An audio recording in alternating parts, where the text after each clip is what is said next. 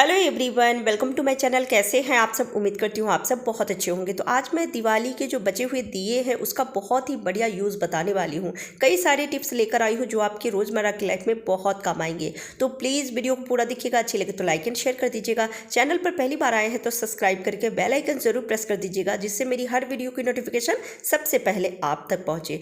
जो दिवाली के बचे हुए दिए होते हैं ज़्यादातर लोग उसे फेंक देते हैं, जबकि उसे बिल्कुल भी नहीं फेंकना चाहिए। ये आपके साल भर बहुत ज़्यादा काम आने वाले हैं। किस तरह से काम आएंगे वो मैं आगे आपको वीडियो में शेयर करूंगी। तो सबसे पहले तो आप क्या करें, जितने भी दिए हैं उन सब की बाती को निकाल लें। बाती को भी फेंकना नहीं है, उसका भी आप यूज़ कर सकते हैं। जितनी भी दिए की जो बाती है उसमें हल्का हल्का तेल या घी जो भी आपने डाल के दीपक जलाया होगा दिवाली के दिन, वो लगा हुआ रहता है। तो सारी बत्ती को आप निकाल के एक दिए में डाल दीजिए और उसको आप थोड़ा सा कपूर उसमें डाल दीजिए और डाल के आप कहीं पर भी घर के एक कोने में जला दीजिए, या फिर आप चाहे तो उसको जला के सारे घर में उसका जब धुआं लगाएंगे ना, तो इससे देखेंगे सारे ही मच्छर मर जाते हैं या फिर घर से बाहर भाग जाते हैं।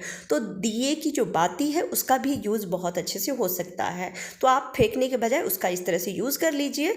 और जो दिया बचा हुआ है उसको अगर ऐसे रखते हैं तो उसमें जो तेल या घी की चिपचिपाहट है उससे दिया खराब हो जाती है। और कई बार ना, जैसे कुल्हड़ वाली चाय बनानी है तो हम दिए का यूज़ कर लेते हैं, या फिर किसी सब्जी में छौंक लगानी है तो सब्जी के बीच में हम दिया रख देते हैं और फिर उसमें छौंक लगाते हैं, जिससे कि सब्जी का टेस्ट और बढ़ जाती है। पर उसमें तेल और घी लगा हुआ है तो जिस वजह से वो टेस्ट अलग हो जाएगी। तो उसको धो के और सुखा के अच्छे से आप स्टोर करके रख ले, यानी कि एक जगह सुरक्षित रख ले, जिससे कि ये साल भर दिया आपके काम आएंगे।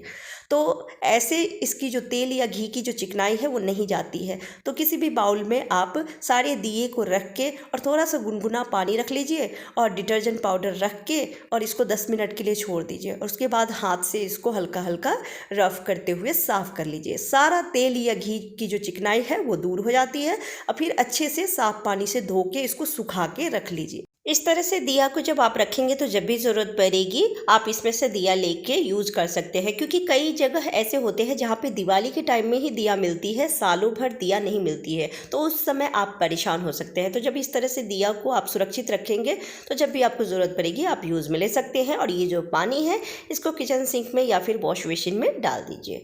अगला जो टिप्स है वो है दिया से ही रिलेटेड। आप पुराने दिया से आप जो ग्रेटर है या फिर पिलर है, चाकू है, उसकी धार को भी तेज कर सकते हैं।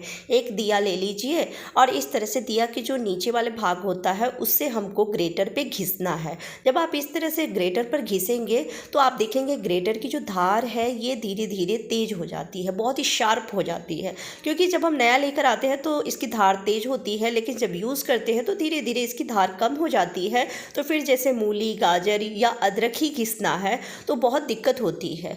तो आप इस तरह से घर बैठे ही इसकी धार को तेज कर सकते हैं। और ये जो पाउडर निकला है ना, इसे भी फेंकना नहीं है, इसे आप क्लीनिंग में यूज़ कर सकते हैं। तो जब भी आप जैसे चाकू की या फिर पिलर की या किसी भी चीज़ की धार को तेज करते हैं तो ये जब पाउडर इस तरह से बन जाती है तो इसको फेंकने के बजाय आप किसी बर्तन में ले लीजिए और थोड़ा सा उसमें कोलगेट पेस्ट मिक्स कर लीजिए और हल्का सा पानी भी रख लीजिएगा।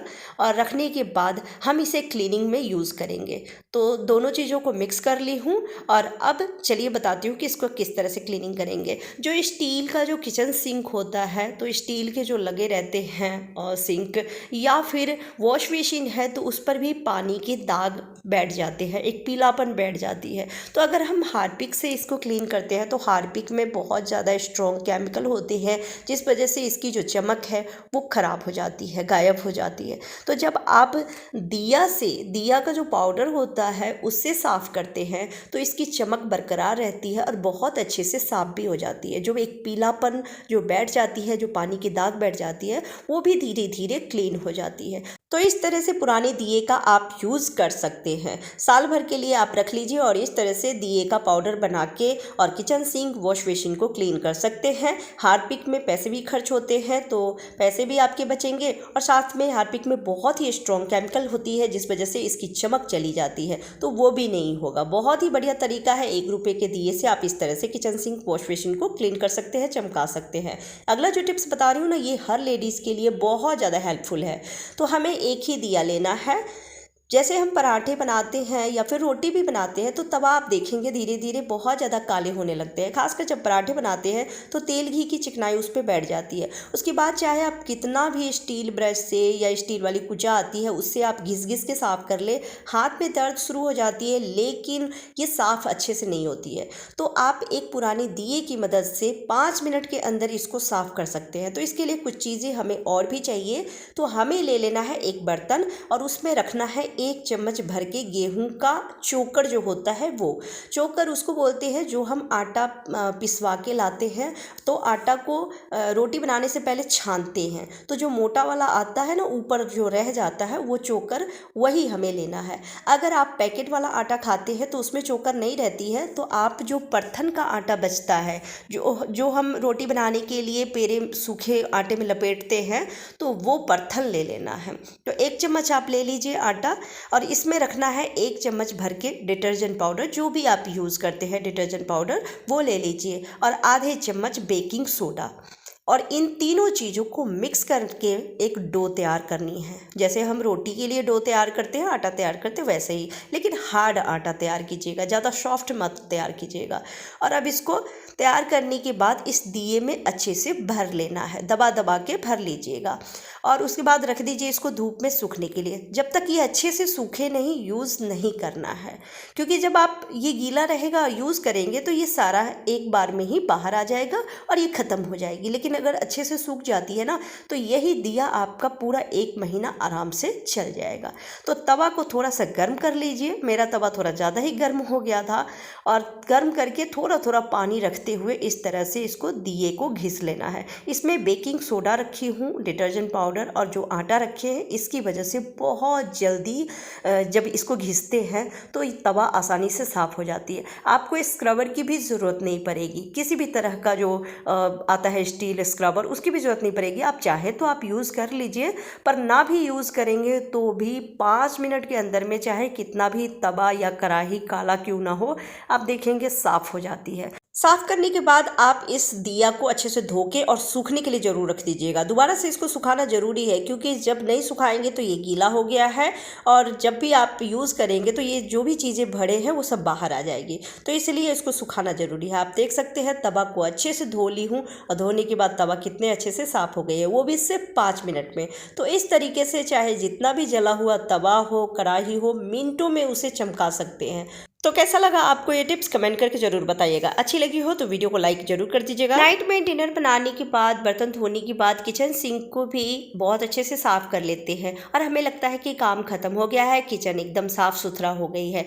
लेकिन कई बार ऐसा होता है कि किचन सिंक के पाइपलाइन से चाहे कॉकरोच हो गया या फिर कान खजूरा हो गया या किसी भी तरह के कीड़े निकल के घूमते रहते हैं, और ये तब होता है जब हम लाइट ऑफ करके चले जाते हैं सोने के लिए। तो ये बीमारियां फैलाते हैं, कई बार तो खाने पीने की चीज़ों में भी छुप के और बैठ जाते हैं। तो ये बहुत ज़्यादा खतरनाक है। तो आप ले लीजिए एक पुराना सा दिया, और डिनर बनाने के बाद जब आप किचन की या किचन सिंक की क्लीनिंग कर लेते हैं तो आप इस तरह से दिया को उसमें औंध के रख दीजिए। इससे क्या होगा कि कोई भी कीड़ा इससे बाहर नहीं निकलेगी। आप चाहे तो एक फिनाइल की गोलियां भी इसके नीचे आप रख दीजिए और उसके बाद इसको कवर कर दीजिए, तो एकदम सुरक्षित हो जाएगी आपकी किचन।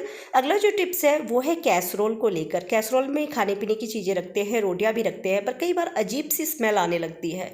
उसका कारण ये होता है कि खाने पीने की चीज़ें जो है उसमें हम रख के छोड़ देते हैं, तो कई बार वो खट्टी हो जाती है, ख़राब हो जाती है, इस वजह से भी अजीब सी स्मेल आती है, या फिर ऐसे भी। तो उस स्मेल को चाहे आप कितने भी अच्छे से इसको धो ले, जाती नहीं है। तो उसे हटाने के लिए आप ले 1 या 2 लौंग और एक छोटा सा तेज पत्ता का टुकड़ा लेना है, और उसे छोटे छोटे टुकड़े कर लीजिए, और इन दोनों को हमें कैसरोल में जलाना है, जिससे कि इसकी स्मेल पूरी तरह से चली जाए। लेकिन अगर ऐसे हम जलाते हैं तो कैसरोल में जलने की निशान हो जाएगी, अच्छा नहीं लगेगा।